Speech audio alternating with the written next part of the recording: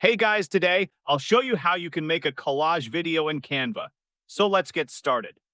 First, open Canva and log into your account. On the home screen, search for video collage in the search bar and choose a template that fits your style or start from scratch with a blank video project.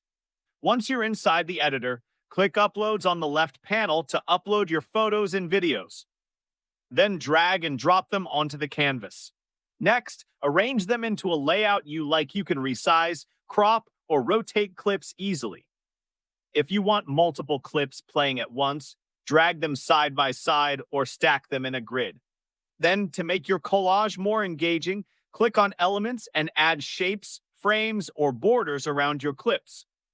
You can also add text or stickers for a creative touch. Now it's time to add music.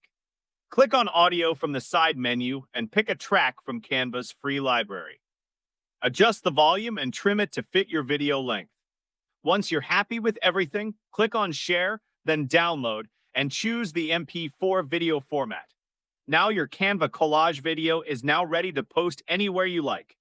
That's it. I'll be back with more in the next video.